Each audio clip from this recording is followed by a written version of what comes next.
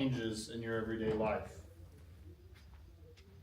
Are you able to notice God's handiwork in your own life? Have you ever been discouraged by something only for it to turn out so that it was part of God's plan? Could you notice one specific person out of a crowd of people? If there was a new stalker or a new cashier at the grocery store, would you notice? Would you care? If you saw a random person struggling, would you go out of your way to make sure you used everything that you could to help them out? How well do you trust the people around you? If you were taught a foreign practice, how quickly would you adopt it? Have you ever stumbled into a blessing? I wanted to ask these questions because these are some of the questions that I think at least our three main characters in the book of Ruth are facing. Naomi's facing that struggle of, are these small things that are adding up that seem at first like a bad thing, are they adding up to something that's good? Is this part of God's plan? Boaz, who we'll meet this week, is that person who notices one person that's different out of the routine. One person who's standing out. And notice that they're struggling and goes out of his way to help them. And Ruth, of course, is sitting there and she is having to learn to trust the people around her because everything she's being taught and told to do is foreign. And so she ends up at sometimes stumbling into a blessing. Now, Ruth chapter 2 doesn't have any, or at least in my version, only has one heading for the entire chapter. Usually I try and break us up into, we go heading by heading, section by section. But this morning we're just going to have to go through chapter 2, and then we're going to have to kind of attack it thematically. And so we'll be jumping all over the place this morning. But chapter 2 begins as this. Now Naomi had a relative of her husband's, a worthy man of the clan of Elimelech, whose name was Boaz. And Ruth the Moabite said to Naomi, "Let me go into the field and glean among the ears of grain after him, in whose sight I shall find favor." She said to her, "Go, my daughter." So she set out and went and gleaned into the field after its reapers. And she happened to come to a part of the field belonging to Boaz, who was of the clan Elimelech. And behold, Boaz came from Bethlehem. And he said to the reapers, "The Lord be with you." And they answered, "The Lord bless you." Then Boaz said to his young man, who was in charge of the reapers, "Whose young woman is this?" And the servant who was in charge of the reapers answered, "She is a young Moabite woman who came back with Naomi from the country of Moab." She said, "Please let me glean and gather among the sheaves after the reapers." So she came, and she has continued from early morning until now, except for a small rest. Then Boaz said to Ruth, "Now listen, my daughter, do not go and glean in another field or leave this one, but keep close to my young women. Let your eyes be on the field that they are reaping, and go after them. Have I not charged the young men not to touch you? And when you are thirsty, go and drink from what the young men have drawn." She fell on her face, bowing to the ground, and said, "Why have I found favor in your eyes?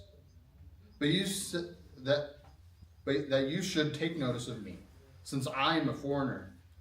But Boaz answered her, "All that you have done for your mother-in-law since the death of your husband has been fully told to me, and how you left your father and mother and your native land and came to the people you did not know before. May the Lord repay you for what you have done, and full reward be given to you by the Lord, the God of Israel, under whose wings you have come to take refuge." Then she said, "I have found favor in your eyes, my Lord, for you have comforted me and spoke kindly to your servants. Lo, I am one of your servants." And at mealtime, Boaz said to her, "Come here and eat some bread and dip your morsel in wine." So she sat beside the reapers and he passed to her roasted grain.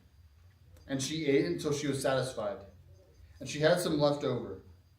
When she rose to glean, Boaz instructed his young men, saying, "Let her glean even among the sheaves, and do not reproach her. And also pull out some from the bundles for her, and leave it out for her to glean, and do not rebuke her." So she gleaned in the field until evening.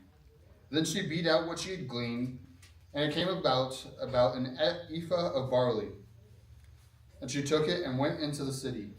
Her mother-in-law saw that she had gleaned, and she had brought out and gave what food she had left over, being sat. Ooh. Her mother-in-law saw that what she had gleaned. She also brought out and gave her what food she had left over after being satisfied. Her mother-in-law said to her, "Where did you glean today? And where have you worked? Blessed be the man who took notice of you." So she told her mother-in-law with whom she had worked, and said, "The man whom I worked today is Boaz." And Naomi said to her daughter-in-law, "May he be blessed by the Lord, whose kindness was not forsaken for the living or the dead." Naomi also said to her, "This man is a close relative of ours. He is one of our redeemers." And Ruth the Moabite said, "Besides, he said to me, 'You shall keep close to my young men until they have finished all of my harvest.'" And Naomi said to Ruth, her daughter-in-law, "It is good, my daughter, that you go out with his young women, lest in another field you be assaulted." So she kept close to the young women of Boaz, gleaning until the end of the barley harvest, and she lived with her mother-in-law. All right. Now there's a lot of different things I could jump to. One, we kind of touched on this a little bit last week, of this idea of Bethlehem is literally means the house of bread. It's a city that their whole life is built on the grain harvest. And we talked about a little bit how last week about how, well, you have a drought in the house of bread, so there is no bread in the house of bread. The one thing that they're known for, they don't have. It'd be like if we named Lubbock after, well, it's a city of dust storms, and then we just go a year without a dust storm. Well, it would be nice, but it would be a little weird. You're named after something specifically for a reason. And so Bethlehem you're expected, okay, sure, the rain's a little down one year, but you're still producing bread, right? Well, in a drought and in a famine, there is no bread, there is no water, there is no grain, there is no harvest. We are all starving. And so there's a lack of it. And chapter 1 ends with this, but the harvest was beginning again in Bethlehem. So there's hope that, okay, we're coming out of this famine. We are once again in the house of bread. We are producing grain. And again, we can talk about all the imagery of, well, Boaz isn't the only one with a grain field.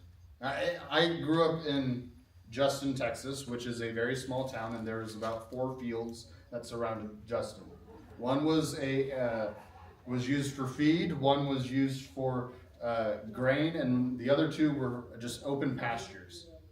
Well, we're not, the one person who's growing grain is not the only person who's growing grain for, I'm messing this up. There's not just one person who's growing grain like that in Bethlehem. They're all growing grain. No one's growing anything for the harvest. Sure, there may be pasture lands for the sheep. We know that there's plenty of shepherds around Bethlehem, because in about, let's say, 1,600 years from this point, there's a baby that's born, and the first people to hear about it is some shepherds. And so we know that there's some form of other agriculture, but if you're growing anything, you're growing wheat. And so you're growing wheat or you're a shepherd. There's 2 occupational jobs at this time, most likely, or at least 2 main ones. And so you also get the peek behind the curtain of Boaz is not like the other, I guess, harvesters, growers, whatever we want to call them. He manages a field differently. He's not one that brings in just random people and like, yeah, you're just going to harvest, and yeah, the women are supposed to come behind you and the foreigners are supposed to come behind, and you're supposed to leave certain things on the ground. But Boaz is taking the step of, yeah, but my field's safe. I'm making sure I know who's in my field. I'm making sure I know where everything is. And so I'm jumping the gun, but Boaz, it's one of those, he's already, I'm not going to jump the gun yet. I'm going to put a pin in it. We'll come back to that point. But the whole agricultural system of Bethlehem, yeah, I could talk about it, but that's probably pretty boring, and I've already probably talked about it enough in the past couple minutes. Now we'll jump back to where I was jumping to. In this chapter, we see a lot of messianic imagery out of Boaz. It doesn't help that Boaz is the great-grandfather of David, and so surely there's some intentionality of, yeah, let's make this seem like this family has these connections already built in. We know kind of the character of David, or at least the character of David at the beginning. He's a strong, godly man. He is a man after God's own heart. He has won these battles. He's gone after Goliath. He has destroyed the Philistines. He has been the opposite of what Saul is. Saul was leading us astray. Saul was trying to do everything his way. David seems to be doing it God's way.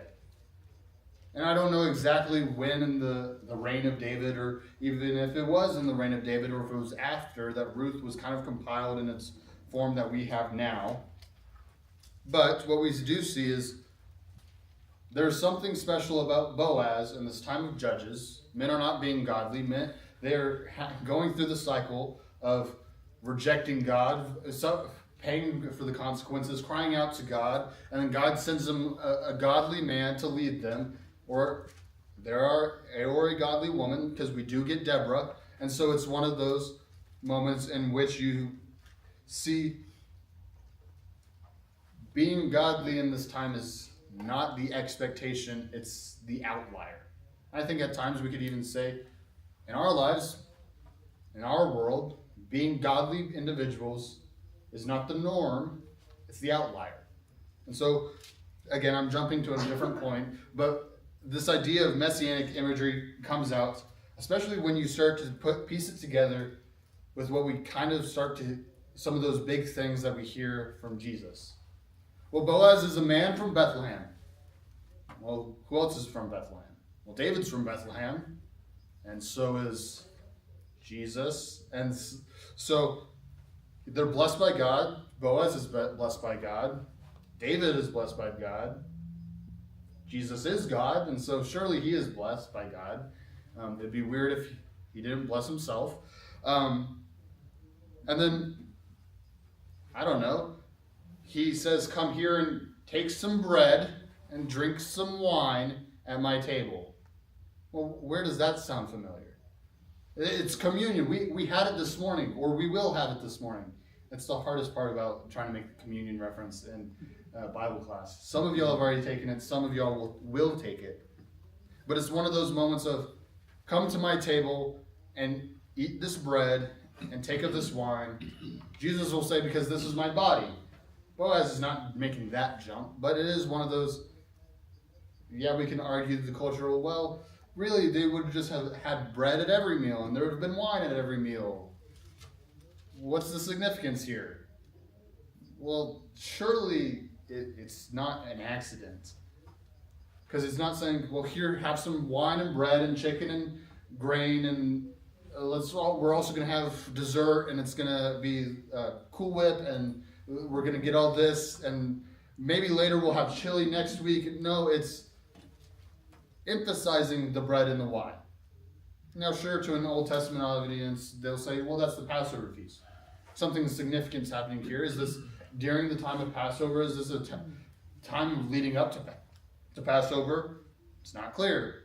But they're thinking, surely Boaz is offering this to offer the Passover meal to someone, especially a foreigner, is kind of bizarre. Because it's supposed to be offered only to your family. You go to your families and you have the Passover meal. And so, if this is the Passover meal, Boaz is inviting Ruth in to the family of God and saying, no, you need to be a part of this because it's important. Or we could just say, yeah, it was kind of one of those random things that didn't really make sense until centuries later, and they saw, oh wait, this is the communion. Like we're asking, this is clearly a thing that's supposed to make you think of communion. I don't know. It's one of those things that we could talk about all the different interpretations and all of that. But again, it's just a verse saying, come eat bread and come eat wine. If you're thinking of it in the lens of the Messiah, well, Jesus says, come eat this bread, for it is my body, and come drink of this wine, because it is my blood. And then continuing down, Boaz feeds the needy at his table, not only just feeding them, but he feeds them enough to be satisfied and have more left over. Where does that sound familiar?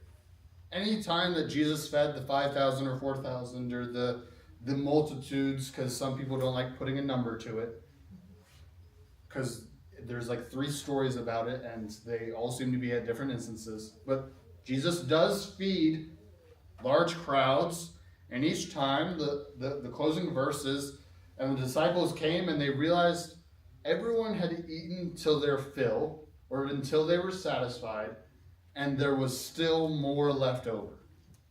The story coming out of John is he feeds the 5,000, or no, not John, Luke. John has the one with 4,000 and the 5,000. He has 2 stories in the same chapter about feeding the multitudes. But it's one of those, Luke, the one that we know probably best, of the little boy coming forward with 2 fish and 5 loaves, and it's described as they feed the 5,000, and each of the disciples are passing it out, right? And they're realizing everyone just keeps taking more and more and more. They're coming back through seconds, thirds, just keep eating until you're done. And then they're like, all right, we got to go pack all this back up. And there are 12 baskets full of food. So you fed 5,000 people, and yet there is still more than enough to feed probably another couple thousand worth of food. And I'm sure if the more people kept showing up, the food would still end up with 12 baskets overflowing with food. But we're talking about Boaz, and Boaz is doing the same thing for one person. I'm going to take in Ruth, and I'm going to feed them.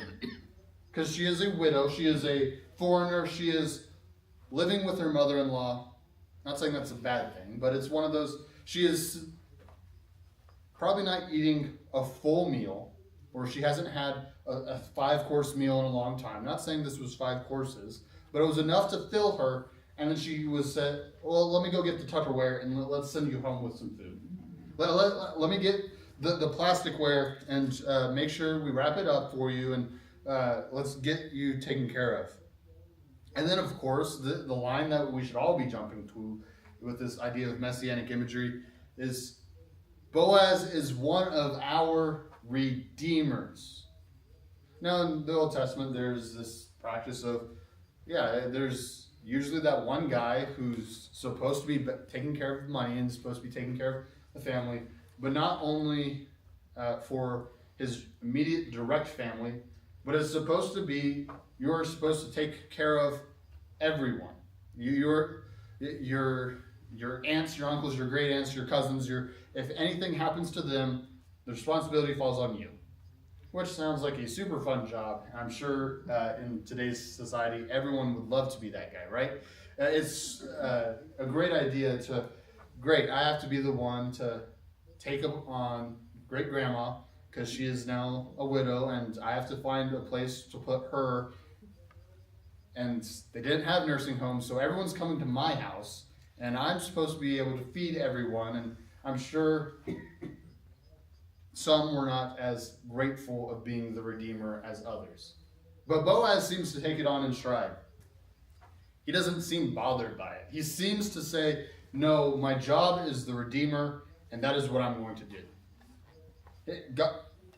Boaz is clearly different than the people he's around.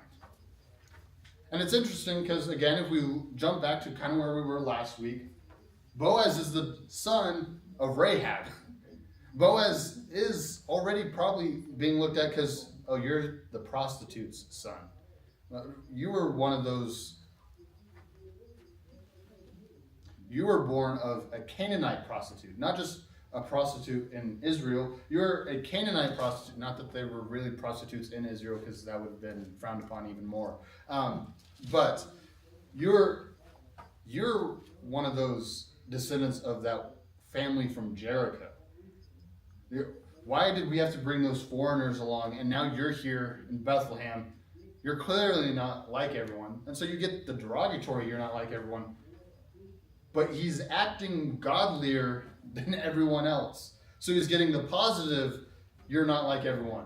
Boaz, there is something different about you. And it's not because of your heritage, it's because of how you are following God. And I think another way we kind of see this is this idea of blessing. Now, in our modern day, or at least for me, I don't know how well you guys get blessings or say blessings or receive blessings. Usually when I hear bless you, it's because I sneezed. It's not because I did something worthy of saying, God, I want you to bless Bergan. God, I want you to bless Mac. God, I want you to bless Francis. No, it's because someone sneezed. And so we said, bless you, or God bless you. Well, we were missing the point of blessing. But there are at least 3 blessings in this chapter, and they're all kind of different. But it kind of reveals 3 aspects of blessing that we're clearly not following. We're not living out. In verse 4, we see a master and his servants exchanging blessings. Boaz walks up to his men and says, may God bless you. And it's a weird thing to think about, of someone's boss walking up to you and saying, may God bless you. And then usually, I don't know about you guys, but I'm not going to say usually. If I were to be in that situation, I'd probably say, thanks. It's kind of weird. But Boaz and his servants have a different relationship. His servants are the ones who are saying, well, Boaz, God bless you as well. May God keep you and bless you as well. Which I don't know about you guys, but before I worked at a church, I worked at a grocery store. If my boss said something nice to me, I wasn't necessarily going to give him a compliment back just because, well, I didn't think he was a very good boss. I thought, listen, I know I'm doing good. Thank you for complimenting me. You're not doing your job, but I'm not going to say that to your face. And I'm not going to say you're doing a good job because it wouldn't be genuine. Why would I say a blessing upon you? You're probably the hardest part of my job is dealing with you and the things you want me to do. If you just let me do my thing and just check everyone out at the cashier, I wouldn't have to worry about all the things you're sending me to do and also try and check everyone out. And so it's one of those, at least it's foreign for me to think a boss is so great, and now, well, I guess now my boss is God, so I can say it's not super foreign. But I think for most people in our modern world who don't work for a church, like it's hard for them to realize the blessings exchanged is really hard to get over. It's not something that seems natural. To have such a great relationship with your boss is that you wish goodwill upon them. It's extremely foreign. It's strange. Jim, you're raising your hand. Thank you.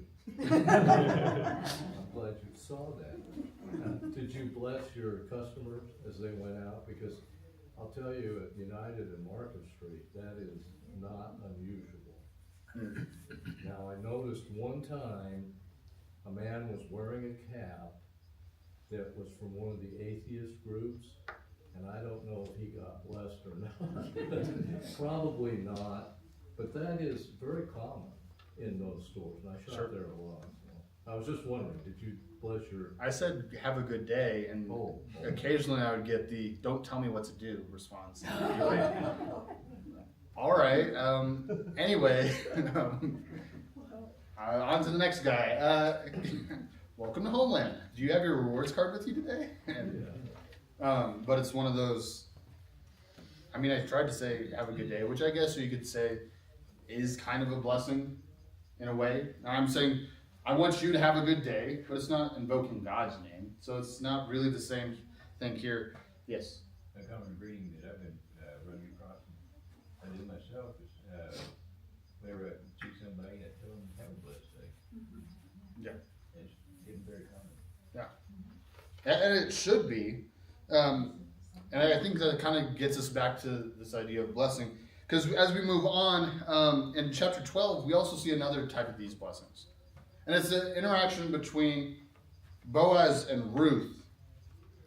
Boaz hears of the story of what Ruth has done. He doesn't have a great relationship with Ruth before this. They will have a great relationship because they will get married. And so, or at least you hope that they had a good relationship before they got married. But it's one of those where the first interaction that we see of Boaz going up to Ruth, after he's had someone else tell him her story, is, may God bless you because of everything you've gone through. And he hears of the story of, you've left everything. You have felt suffering, and then you decided to almost cut yourself off from everything you knew. Not kind of, you cut yourself off from everything you knew. When bad things happen, I don't know about you guys, but I fall back into those habits that I feel comfortable in.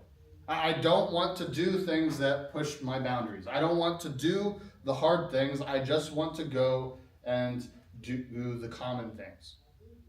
For some, that means you're eating the same food that make your comfort meal. You eat the ice cream that you usually don't think of eating because you're trying to not eat ice cream at every meal. But, you know, when you're feeling bad or when you're mourning, sometimes you just have to have the ice cream because it makes you feel good.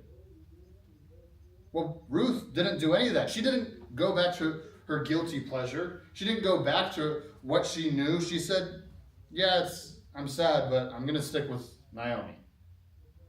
I'm going to uproot myself completely. I'm going to leave my way, and I'm going to go live with my mother-in-law.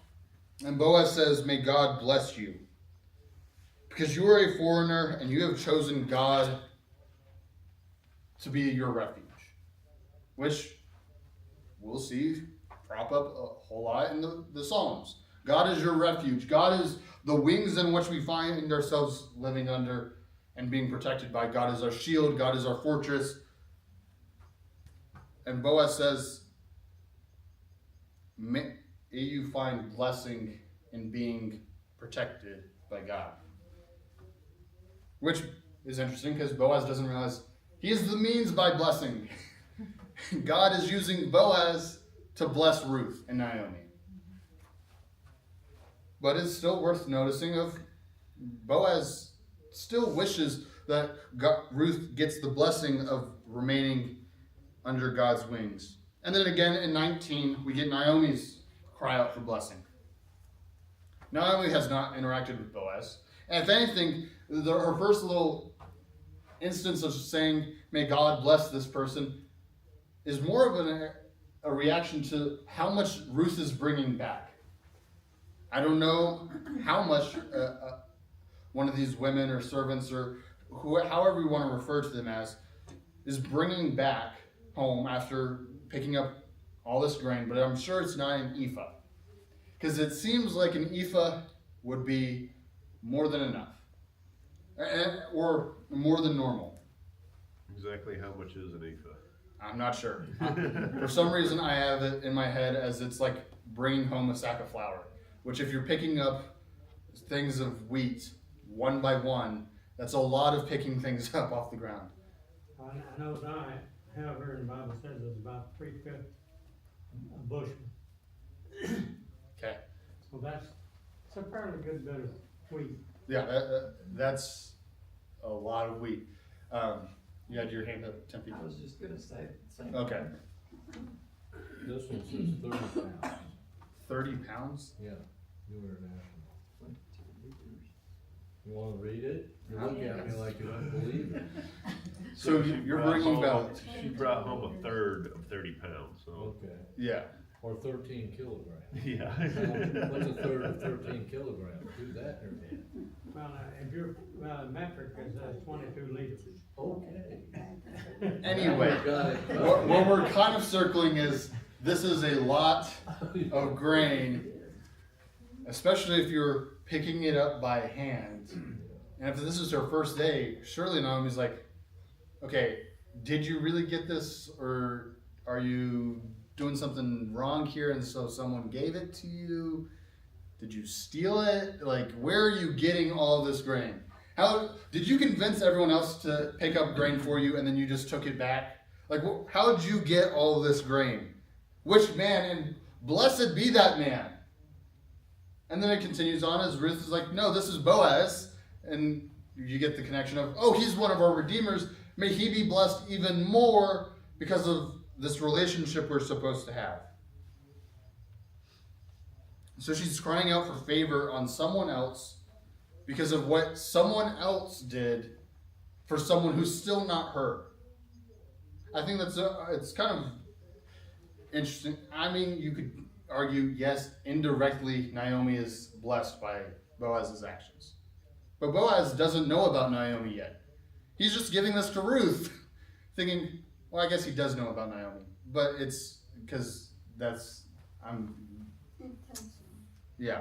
But it's one of those instances where Boaz is probably doing this because he's trying to woo Ruth a whole lot more than he's trying to woo Naomi. But it is one of those where you have to. I was talking to Sean this week about this, and he says, well, it's a perfect example. You have to woo the mother-in-law too. Well, I guess, but I don't know anything about that. I am well off from that point. But I'll take that up again in a couple years, maybe, when if anything happens between now and then. But we see this idea of this blessings, and I have to sit here and think, we don't bless ourselves well. We especially don't give blessings to other people well. We can maybe be really good at blessing each other inside this room or inside this church building. But outside, how well are we blessing people outside of this church building? And I think, at least, if nothing else, we need to put that part back in front of us. Of how are we blessing other people by what we're doing? It has to be in God. Well, sure. To give glory to God, not for us or for that person, but something good that comes from God. Nothing has any significance in that. Keep you safe. Sure. And the last theme I kind of wanted to highlight this morning was this idea coming out of Matthew 25. I'm jumping back into Matthew, and we're jumping back into the New Testament, which is sometimes dangerous when you're using the New Testament to interpret the Old Testament. But I don't know about how many of you, but in reading chapter 2, there are some passages where I could not help myself but jump to Matthew 25. I think it's that passage of the least of these. Lord, Lord, when did we see you hungry? Well, Boaz saw Ruth hungry. Boaz invites Ruth to eat at his table. Not just, here's some food, here's some money to get food. No, come to my table and I'll feed you from my food. Lord, Lord, when did we see you thirsty and offer you something to drink? Well, Boaz offers Ruth, go and drink from my well. I have people who are sitting out there whose sole job is to go to this well, draw up water so that you may have water. Not just you, Ruth, specifically, but that everyone who works in my field has water. And so, Ruth, you are the foreigner, you are the widow, we can go down the list of what makes her one of the least of these. But because you are thirsty, and if you are ever thirsty, come to my well because I have water. Well, jump into Jesus' time. Well, Jesus also said to the woman at the well, I have water that is living water that is better than your water, even though you're at a well and you're actively drawing water. And so again, that kind of jumps back into that first point of there's some messianic imagery here. The stranger in the land. Lord, Lord, when were you a foreigner amongst us? Boaz invites Ruth not only to work in his part of the field, or drink, or eat what he has, but he invites her to be like the other women that he's providing for. You are not a Moabite in my eyes, Ruth, is what Boaz is probably saying. Or not probably. That's what he's saying, at least by his actions. You are not some foreigner who needs to be held back. You need to stay outside of the camp of Israel like my mother had to. You need to stay outside, and over the years, maybe after good behavior, maybe we'll allow you to come inside. No. Even though you are a stranger, you are just like the women I'm providing for as well. You are just like all the other women who I have, and if anything, I'm going to treat you better because of your circumstance, because you are a foreigner. I'm going to tell my men, not only don't touch the women, especially don't touch Ruth. Allow Ruth to get away with things that the other women aren't allowed to get away with. If you see her taking more than you think is necessary, do not reproach her. Do not get angry with her. If you see her taking things from the sheaves, I don't want you to even have to actually take it from the sheaves. I want you to take it out of the sheaves and make sure she can get it. And do not get angry. Do not reproach her. And of course, we can jump into chapter 4. When were you, Lord, Lord, when were you barren amongst us? Well, when Boaz marries Ruth and redeems Naomi, Naomi will exclaim, I was brought back empty, but now I've been made full again. I am no longer barren like I was when I returned to Bethlehem. I have been redeemed by Boaz. Boaz is kind of the example of what Christ is calling us to be like. But Boaz is happening 1,600 years before Christ will even say this to his disciples. And I think Matthew, as he's writing this down, surely had to be circling that part of, I've heard this before. Where have I heard these examples before? Where have I heard, sure the law says it, but no, there was some story. It's on the tip of my tongue. Surely this is something else. Where have I heard this story before? I would argue he's heard it in Ruth.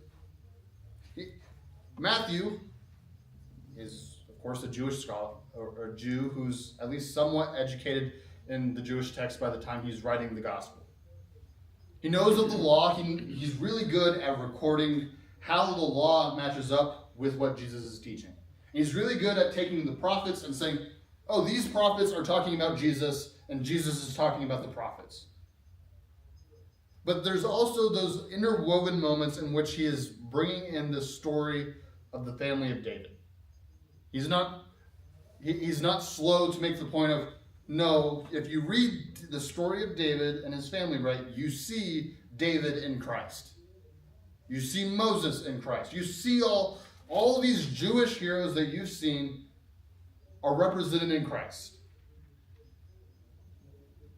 Well, surely Boaz has to be one of those. Right? Surely Boaz has to be one of those examples that he has to be sitting there, and maybe he doesn't write it word for word, but I'm sure he gave a sermon at one time that said to the Jews, remember the story of Boaz and Ruth. Well, one, he's already saying remember Ruth in chapter 1 when he includes the story of Rahab and Ruth in the genealogy. He includes very few women in the genealogy. Women aren't usually included in genealogies. But Matthew makes it a point, remember Tamar, remember Rahab, remember Ruth, remember Mary. These individuals have their stories. Remember those stories. What are those stories about? Well, part of Ruth's story is the story of Boaz. Boaz took care of the hungry, the thirsty, the stranger, the bear. The only two that Jesus doesn't list is the sick and the imprisoned. Well, the sick, well, I'm sure if Ruth were to fall sick in that moment, he would take care of her. I mean, they do get married, and one of the vows that we at least say nowadays is in sickness and in health. Well, I'm sure Boaz isn't just saying, well, Ruth's sick, so I'm not going to take care of her. So, yeah, he's taking care of the sick. And the imprisoned, we don't know. I've heard it argued that the imprisonment was different in the Old Testament. One, because, well, you really had penalties of death, or you were became someone's servant. There wasn't imprisonment in the sense of you're sitting in a prison, because that's a very Roman or Greek idea. It's a very Western idea if you start taking more steps back of we send our criminals into where they have a locked room that they live in. And so, sure, we could make the argument, but it's also one of those, I don't know where I'm going with this, but it's one of those, yeah, well, you're not in my head, so of course you don't. But it's the point of, I'm sure if there was an example like that, Boaz would have been there just as well. Just like Boaz would have been there for the sick, and the bear, and the stranger, and the thirsty, and the hungry. And Bergan, I see God's providence in all of this, because in verse 3, she just happened to come into Boaz's field. Yeah. I mean, but God was in charge. He was seeing that this was done.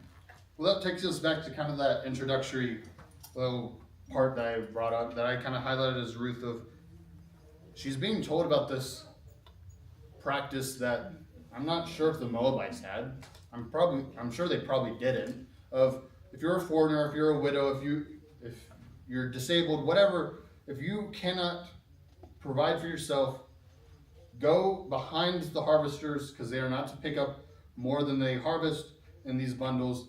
They're supposed to leave stuff on the ground. You're to go pick it up. And Ruth is probably sitting there saying, okay, but like, well, where do I go? It was like just in a field. Just all the fields are supposed to do it. Well, this doesn't, what? What are you, this doesn't make sense. And so she's just walking through the fields, and it's probably not as well marked as some of the fields here because, well, the United States, we have policies and histories for why our fields are marked the way they're marked. We can go back even to the New Deal and the response to the Dust Bowl of why there are trees that mark off which plot of land is which plot of land. Well, in Israel, there was no Dust Bowl. Well, there were Dust Bowls. They had famines, they had droughts, but they weren't thinking, well, you know, if we planted trees, there won't be as many dust storms. And they're sitting there like, whatever. And God's angry at us, we'll take care of it. Actually, they probably aren't taking care of it. That's why God's angry. But it's one of those, you're just walking, there's no barbed wire fence. There's no picket fence either. They're just field to field to field. And if you worked the land long enough, you probably know where the line is. But Ruth wouldn't. She's a foreigner. She's just now getting explained to her the concept of, yeah, you're needing to go behind these men and collect the food. So she just wanders into Boaz's field. And it's one of those, Naomi doesn't say, well, there's this individual and I know exactly which plot of land it is. She just says, no, there's an individual that's a close family member. Go out and I'm sure you'll find him. Well, how is Ruth supposed to find someone of Naomi's family? Ruth doesn't know what this guy looks like. And so, of course, she just wanders, and that's where you kind of see God is leading her. And to us, it kind of looks like she stumbled into it. But to God, it's just how it was supposed to always happen. An example of pure religion. Yes. Well, we'll be in chapter 3 next week. Sorry for holding you past the bell. I guess, was this 4 weeks in a row now? It's 5 weeks in a row? Don't do it again. Well, if, Jim, if you would cut down on some of your comments, maybe we could. Thank you.